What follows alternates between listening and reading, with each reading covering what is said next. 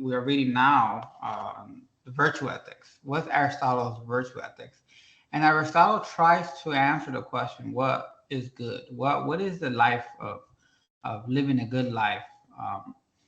And he comes up with a theory called virtue ethics, which is to live a good life is to live a life of virtue, live a life of acting on various virtues. So Aristotle says that all of us, all human beings, have a telos, Telos. We have a goal in life, a purpose in life. And that purpose he calls eudaimonia. As you see here in my PowerPoint, there's a difficult word to pronounce, eudaimonia, spelled as Eudaimonia. It's eudaimonia.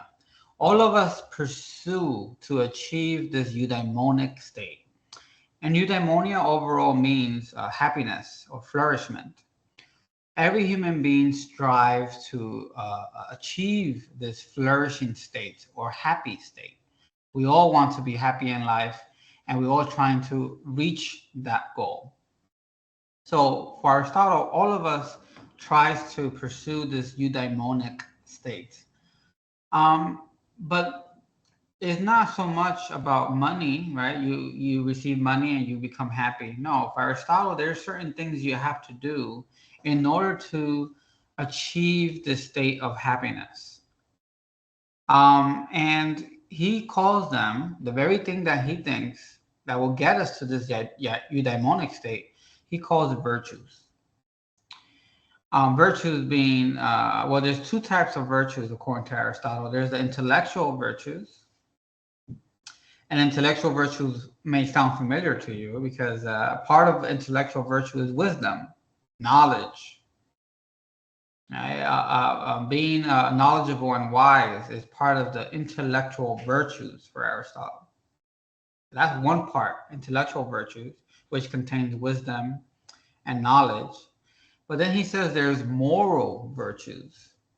And moral virtues would be like compassion, bravery, courage, honesty, loyalty. These are all virtues under the category of moral virtues. And in moral virtues, you act on them. You practice them. So here you have, right? You have eudaimonia here. We all strive to achieve this eudaimonic state. But the way in which you arrive in this eudaimonic state is by living a life of virtues. So this is your life.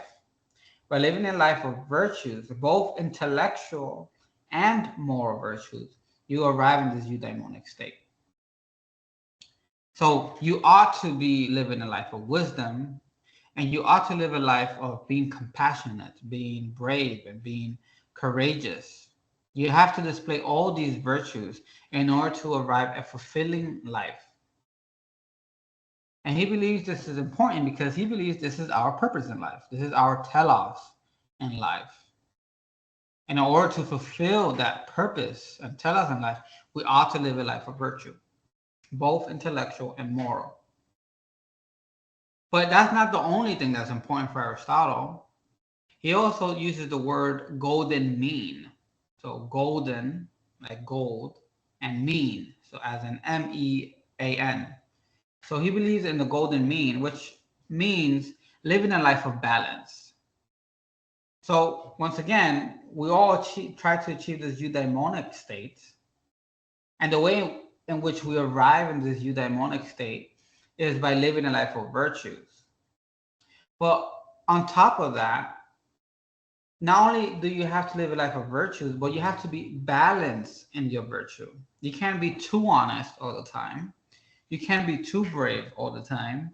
You can't be too loyal all the time. Excessiveness is a bad thing for Aristotle. And not having these virtues are also a bad thing. So the golden mean in general is picture this, right? This is picture a scale here, for a moment. And you have excessiveness in this side, and you have non-existence of the virtue in this side.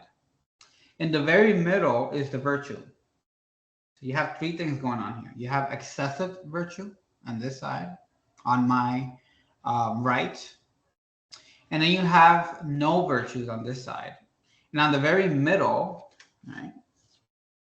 On the very middle, actually I don't have three hands, right? So I can't really have three things up the way I wanted to. But in the very middle is virtue. If you're excessive in your virtue, if you're too loyal, then you're not living a virtuous life because you're being too loyal. Imagine you being blindly loyal to a president or a king that is evil. In that sense, you're being too excessive in your loyalty. Imagine a life that you pure, you always honest. That also can be detrimental. You know, this goes to other things. For instance, drinking too much alcohol is bad for you. Eating too much is bad for you. Studying too much is bad for you. And everything that's excessive overall is not good for you. Too much water is bad. Too much of anything, and anything is bad for you. But the same thing Aristotle wants to say with your virtues. Too much of your virtue is, and excessive with it, is not good. Therefore, you shouldn't be excessive with your virtues, and you shouldn't not display the virtues. Not having virtues is also bad, obviously, because you not having compassion, loyalty, or bravery is also not good.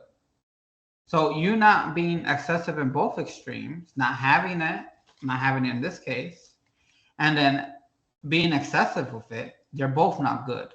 So what he says is that you have to have a golden mean, a balance. You have to be straight in the middle between these two. You cannot be virtuous if your virtues are excessive. Too much of it is not good. Therefore, you have to be in the middle. You have to have it. You have to have the virtues. Not having them is not good, but having them is good. But you have to be balanced with them. So I hope the illustration here helped you a little bit, where he means golden mean to be balanced in your virtues, not being too excessive with it. That's the way in which he thinks you arrive in this eudaimonic state. So we all strive or try to reach this eudaimonic state, but the way in which we arrive here is by displaying our virtues, acting on them. But it's not only acting on them, but you have to have balance within them, not being excessive with your virtues. So this is overall Aristotle's take on living a good and ethical life.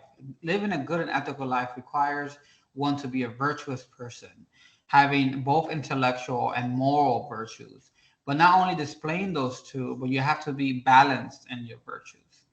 So this is what he thinks requires for one to be an ethical human being. And unfortunately for Aristotle, not everyone can be an ethical human being. Only those who naturally display the virtues are those that are virtuous people.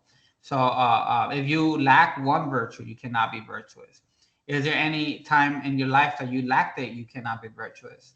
You have to always constantly display it, which is quite difficult. But the one that naturally displays these virtues is the one who is naturally virtuous.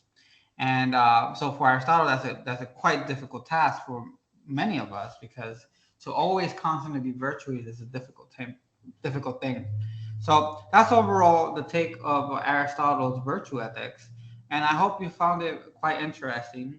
He quite elaborates a little bit more than the Proverbs and the Heraclitus reading, because these two, Proverbs and Heraclitus, mention that wisdom is involved somehow, but Aristotle mentions more than that. He mentions there's the intellectual virtues, which is wisdom and knowledge, and then there's this other moral virtues that is included in it in order to live a happy and good life. So I hope this makes sense to you. If it doesn't, feel free to send me an email or or visit my office hours Wednesdays online. Thank you very much, and yes, feel free to ask me any question, and I'll feel free to answer you. Thank you and goodbye.